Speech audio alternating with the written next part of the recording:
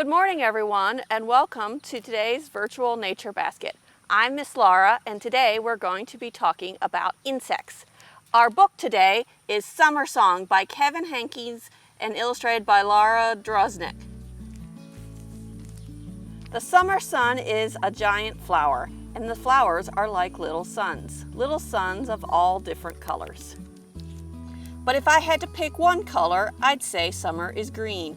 Green on green on green, summer is a green song. A song of leaves and trees and weeds and grass, lots of grass. If there is a tall grass in a field and the wind blows, it sounds like music. So do the air conditioners and the fans and the sprinklers and the lawnmowers. Most of the time, birds are part of the song, in the air, of the sky, and sometimes rain and thunder are too. If you lie in the grass and you're quiet and patient and lucky, you might hear a bug song, whirring and buzzing and humming. Are there bees? Yes. Grasshoppers? Yes. Crickets? Yes. Dragonflies? Yes. And silent butterflies too. And at night, are there fireflies? Sometimes. There's one, and another one, and another one, and another one. They're singing to each other without sound. When there is fog early in the morning, summer is a gray song. When you go to the beach or a lake, summer is a blue song. And when the sky is blue, too. But the green song is still there. If you slow down and think about it, you can feel the summer song. It's warm, and then hot, and then hotter. In the shade, it can be cool, or when you play with the hose. But when the days become shorter and night becomes earlier, the song changes. The summer gets bored and wants to try something new, something different. The song is turning, turning, turning. It's turning into fall. And now Miss Constance will talk to you about insects. Good morning, I'm Miss Constance, and today we are going to talk about insects.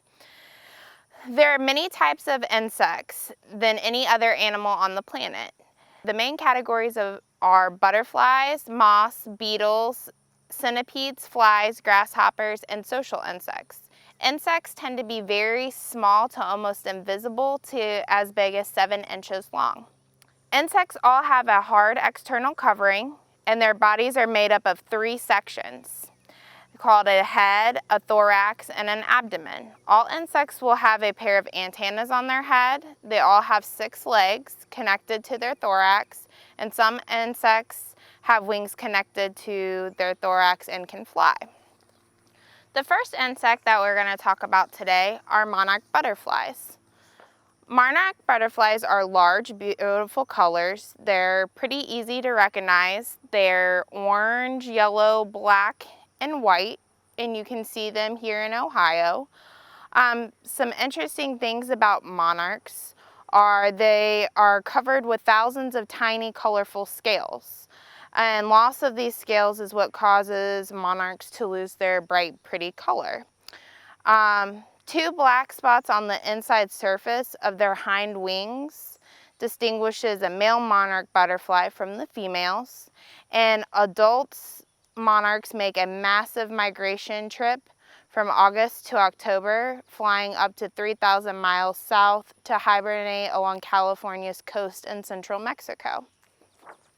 The next insect that we're going to talk about are fireflies. They're kind of brown or black and red color, and you typically see these at night and they light up. They're actually not flies at all. They're actually beetles, and each species of fireflies have their own certain type of flash pattern that they make, so not each one is the same. The next insect we're going to talk about is the house cricket. You might see these outside, or you could also see them in your house occasionally. They're usually black in color or a brownish yellow. They do have wings tucked on top of their abdomen. And some interesting facts about the house cricket is the male crickets make their chirping noise by rubbing their wings and legs together, Crickets chirp at different rate depending on the temperature. So the higher the temperature is, the higher the rate of the noise or music that they make. You can also find our next insect here, even at Keener Park or at your house.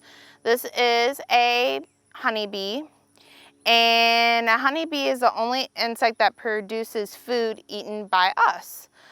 So they're yellow usually in a blackish brown color, and they have the antennas and their wings. And the honeybee is, it takes 1 ounce of honey to fuel a bee's flight around the world. Is an interesting fact about the bees. And then our last insect that we're going to talk about is a praying mantis. And praying mantis have long necks topped with a triangular head.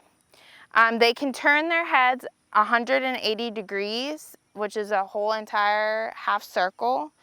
And they are well camouflaged, and they can adapt to different colors. So as you can see, this one on the table, how it's kind of blending in with the table, and even the green left matches the grass and the background. There's a large species of praying mantis, and they can eat prey as big as a lizard, mice, or small birds. And praying mantises only have one ear, and it's located on the underside of their body. And that brings us to our craft. You guys will be making your own insects. Have a parent come to Township Hall and pick up a kit, and then have them also take a picture of it after you're finished, because we'd love to see what you make, and have them post it to social media. Thanks. Have a good day.